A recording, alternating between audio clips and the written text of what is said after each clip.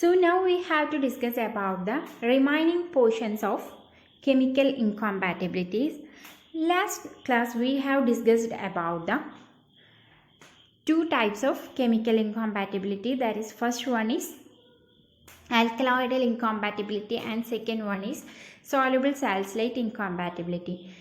So after that we have to discuss three other types of chemical incompatibilities, that is soluble iodide incompatibility, then chemical incompatibility causing evolution of carbon dioxide gas, and last one is the miscellaneous chemical incompatibility. Okay, first one is soluble iodide incompatibility. The iodide which undergo oxidation and forms free iodine. This formed free iodine is an undesirable product in case of pharmaceutical products. Okay, so we have to take certain steps to avoid this chemical change or to avoid this formation of iodine. Okay, first one is the oxidation of iodide with a ferric salt. This ferric salt react with any soluble iodide and form ferrous salt. Okay, there is no satisfactory method to adjust this incompatibility. This is the reaction, that is ferric salt react with any soluble iodide which forms ferrous salt and free iodine. Okay, to prevent this incompatibility, the prescriber may substitute ferric salts with iron and ammonium citrate. Okay, alternatively the iron is converted into an organic compound which does not yield ferric ions. For example, ferric chloride solution 1.5 ml, potassium iodide 3 gram, potassium citrate 6 gram, water up to 90 ml. Direction: 1 tablespoon to be taken 2 times in a day. Here the problem is ferric chloride solution react with potassium iodide and liberate free iodine. This free iodine is the undesirable product in case of our pharmaceutical formulations. Okay,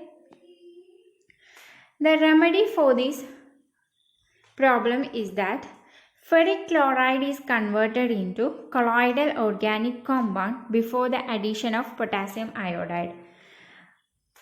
For this,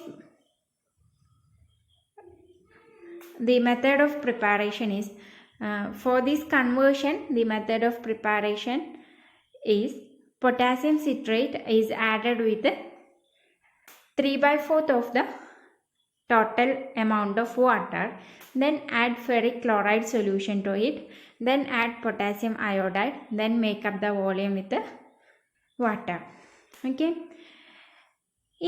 in such case the color of mixture will be green due to formation of new compound by the reaction between ferric chloride and potassium citrate. Okay, then next one is oxidation of iodide with the potassium chloride. Potassium chloride react with any soluble iodide and liberate free iodine. This is the reaction between potassium chloride and soluble iodide or ferric iodide. Then to prevent this, the two reacting substances should be dispensed separately in a separate bottle. For example, potassium chloride 4 gram, syrup of ferric iodide 6 ml, water QS 180 ml. Here the problem is freshly prepared mixture is quite clear solution or clear mixture, but when we stand for some time, the crystals of iodine get deposited. After the reaction in between potassium chloride and ferric chloride, the crystals of free iodine get deposited.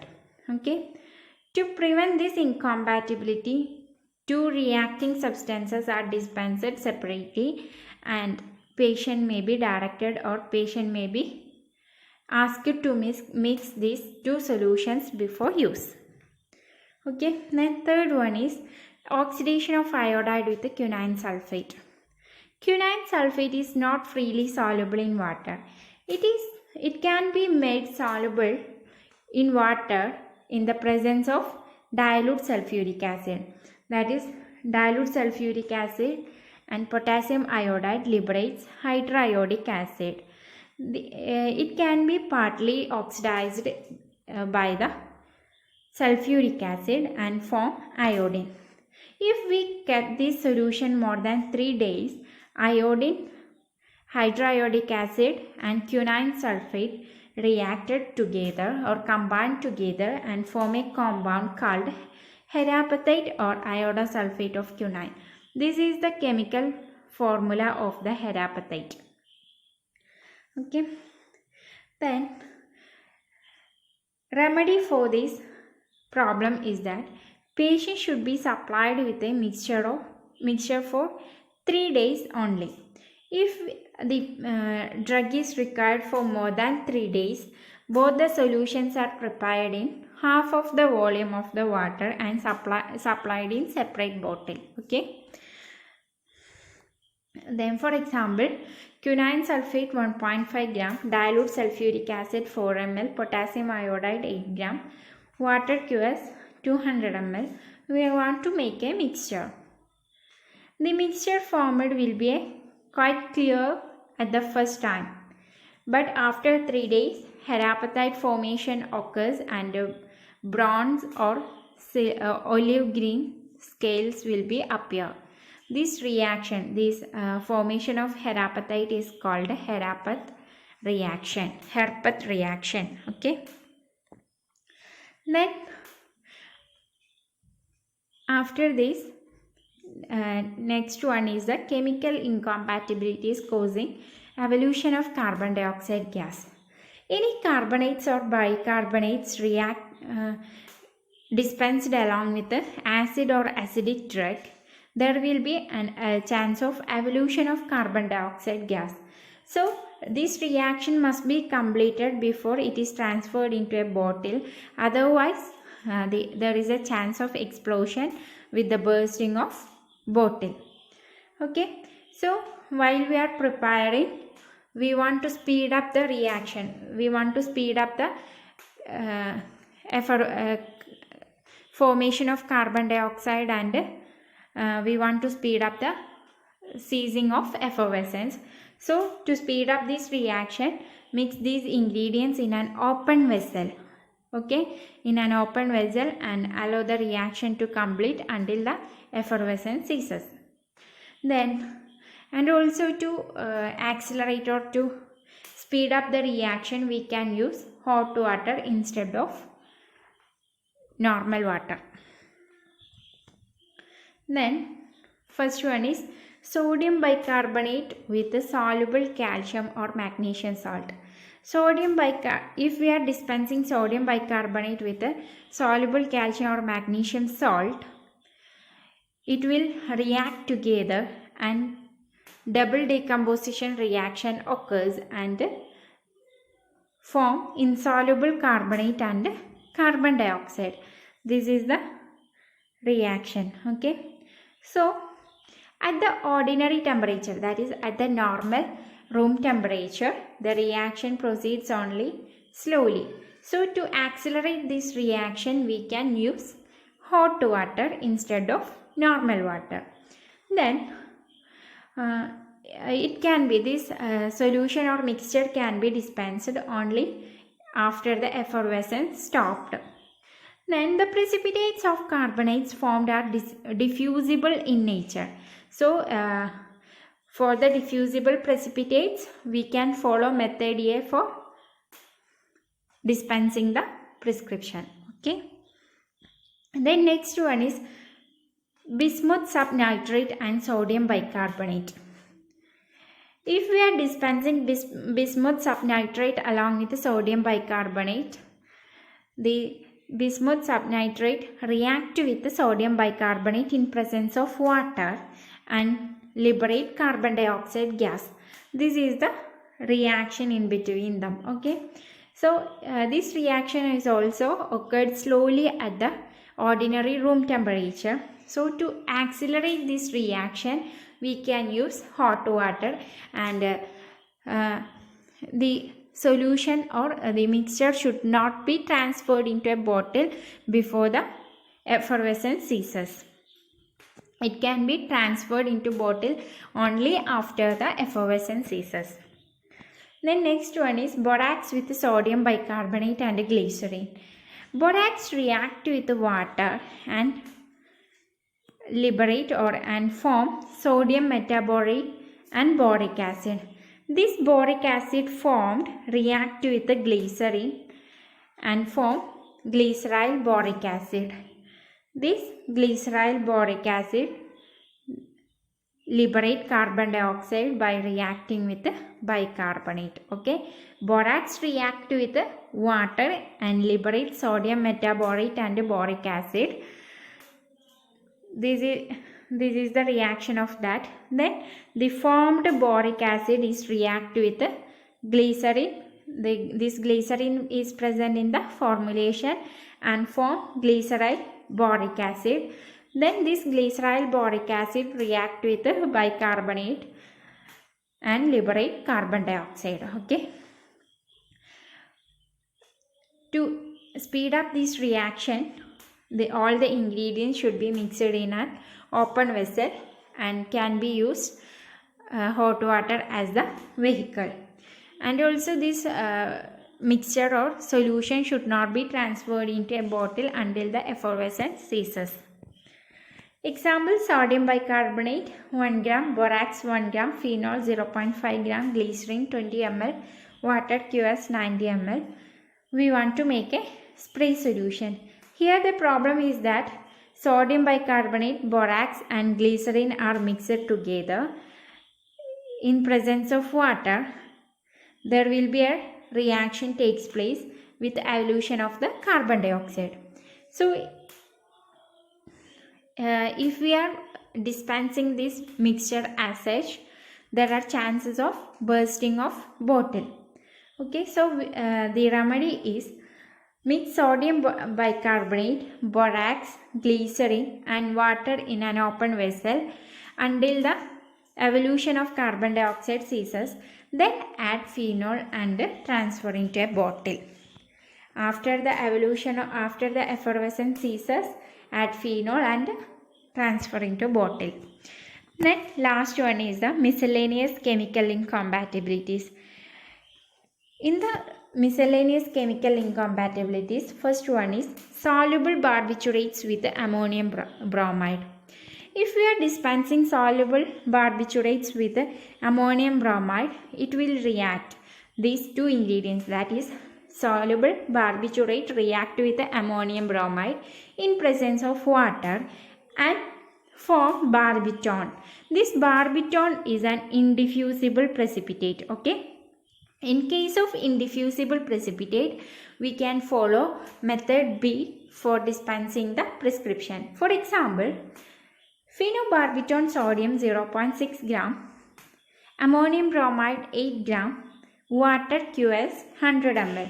We want to make a mixture. Okay. Here the problem is that phenobarbital sodium react with ammonium bromide in presence of water and form barbitone. This barbitone is a indiffusible precipitate. So remedy is that either follow method B or replace the ammonium bromide with the equivalent quantity of potassium or sodium bromide, because this ammonium bromide, potassium bromide and sodium bromide have same sedative action. Okay. Then next one is potassium chloride with oxidizable substances.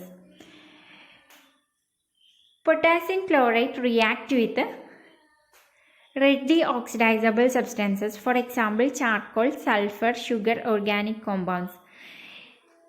It will be reacted when it is heated or triturated during dispensing. Then there will be a chance of explosion. Okay. The potassium chloride and readily oxidizable substances react together while we are heating or triturating during the dispensing process. there is a chance of explosion. Okay. So mixing of potassium chloride with any dry substance is not advisable, is not good. Okay. So if the mixing of potassium chloride with any other dry substance is essential, in such case the ingredients should be powdered separately in a dry and clean mortar, and then mixed all the ingredients gently with a clean powder spatula. Okay, with a clean powder spatula on a clean ointment tile without using any friction.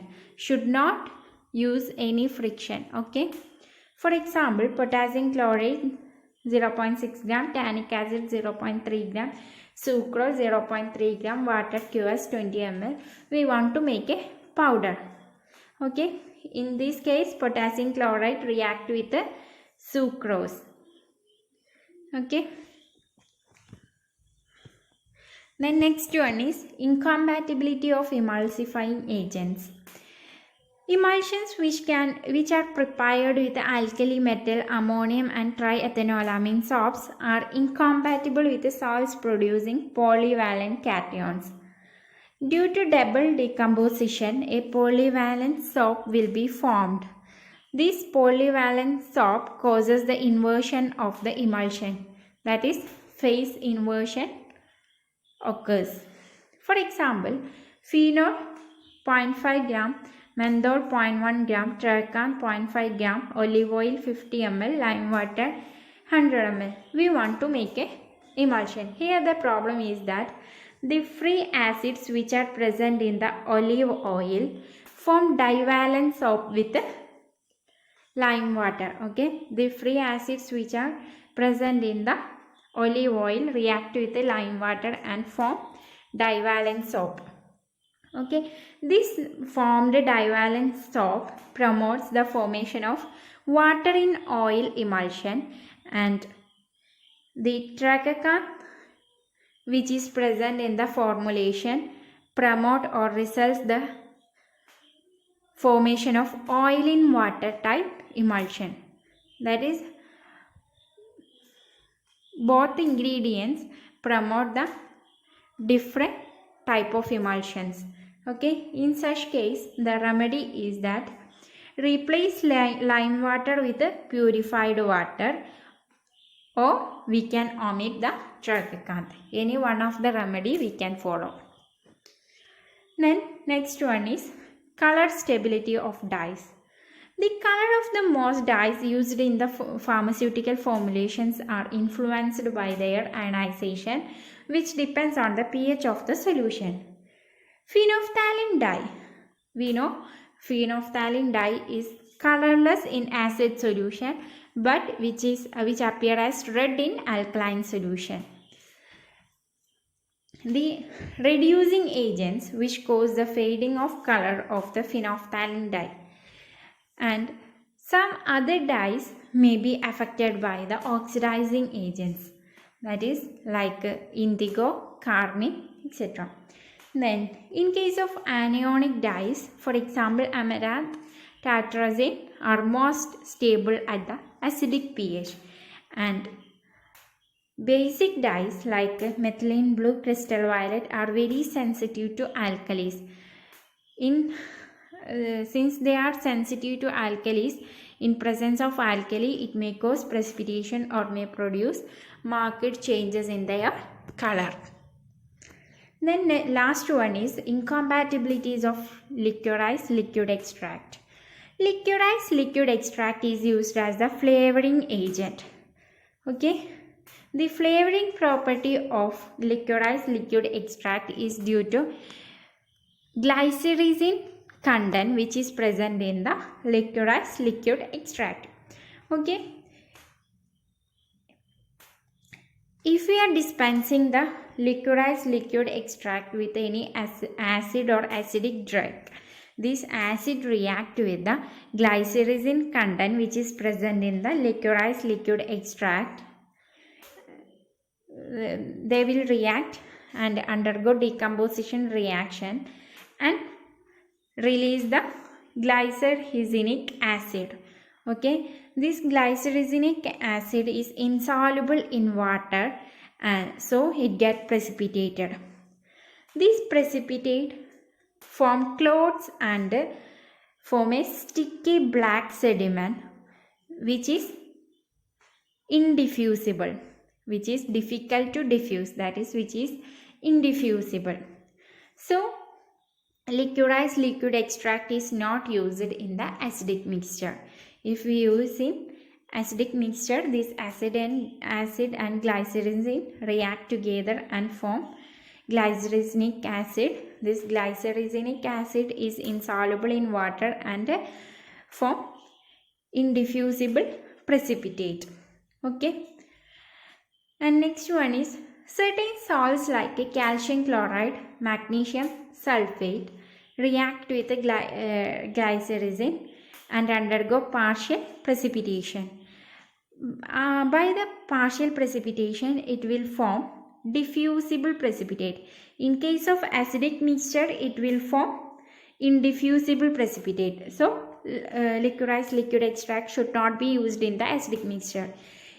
When the glycyrrhizin react with certain salts like calcium chloride, magnesium sulfate, it undergo partial precipitation, then form diffusible precipitate. So we can follow method A to minimize the precipitation. Okay, that's all about the chemical incompatibility.